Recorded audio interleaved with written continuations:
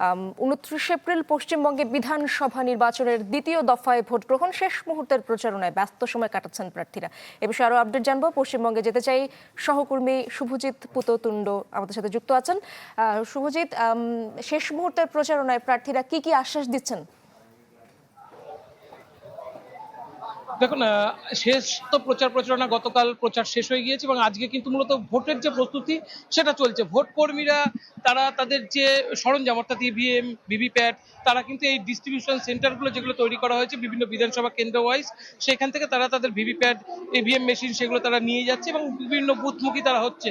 এই মুহূর্তে তারা তাদের সরঞ্জামাদি সেগুলো সরকারের থেকে নির্বাচন কমিশনের যে আধিকারিক নিয়োগ করা হয়েছে সেই নির্বাচন কমিশনের আধিকারিকদের থেকে তারা তাদের সরঞ্জাম বুঝে নিচ্ছে এবং এরপরে তারা একেবারে সুন্দরবনের প্রান্ত থেকে শুরু করে যেসব এলাকায় আগামীকাল দুর্গম এলাকা থেকে শুরু করে কলকাতার শহরাঞ্চল যেখানে যেখানে ভোট রয়েছে সেখানে তারা পৌঁছে যাবে। সব মিলিয়ে প্রায় এই দফাতেও 1.5 লক্ষের কাছাকাছি যে ভোট কর্মী তাদের নিয়োগ করা হয়েছে এবং নির্বাচনের একদম শেষ পর্যায়ে যারা প্রার্থীরা তাদের কিন্তু প্রচারণা শেষ করে তারাও কিন্তু এখন বুথ লেভেলে তাদের যে কার্যকলাপ অর্থাৎ তাদের এজেন্টদের একেবারে তৈরি করা, এজেন্ট কোথায় কারা বসবে, তাদের কোনো জায়গায় বাধা দেওয়া হচ্ছে কিনা সেই বিষয়ে কিন্তু তারা অনেক দিকে মনোসংযোগ দিয়েছে।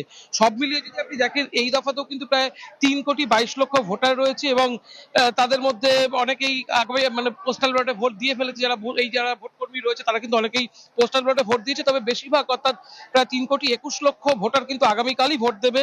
তাদের জন্য প্রায় 41,001টি বুথ খোলা হয়েছে এবং এই 41,001টি বুথেই কিন্তু আজ প্রায় সকাল থেকেই এই ভোট কর্মীরা তারা পৌঁছে যাওয়ার যে কাজ, তারা তাদের ভোট প্রিপারেশনের যে একদম চূড়ান্ত প্রস্তুতি সেটা তারা করছে এবং নিরাপত্তার ব্যবস্থা কিন্তু এই ব্যবস্থা একবারে কেন্দ্রীয় বাহিনী মোতায়েন বা রাজ্য পুলিশ মোতায়েনের ক্ষেত্রেও কিন্তু কোনো রকম কার্পণ্য করেনি কেন্দ্রীয় বাহিনী। তারা কিন্তু একদম বলতে পারেন নির্বাচন কমিশন এই প্রথম দফার মতোই এবছর এই দ্বিতীয় দফাতেও শান্তিপূর্ণ নির্বাচন করতে প্রায় একেবারে 2.5 লক্ষের কাছাকাছি কেন্দ্রীয় বাহিনী মোতায়েন করেছে। তার বাইরে রয়েছে প্রায় 40,000 রাজ্য পুলিশ এবং সব মিলিয়ে নিরাপত্তার যে ব্যাপক কড়াকড়ি সেটার ক্ষেত্রে কিন্তু ভোট কর্মীদের অনেকটা বেশি আশ্বস্ত করছে, কারণ পশ্চিমবঙ্গে ভোট কর্মীরা অনেকটা নিরাপত্তার হুমকির মধ্যে থাকে ভোটের মধ্যে।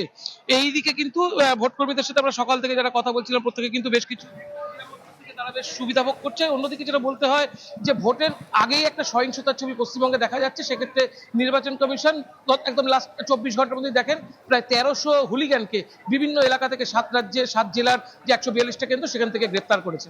ইসরাত, ধন্যবাদ আপনাকে শুভজিৎ।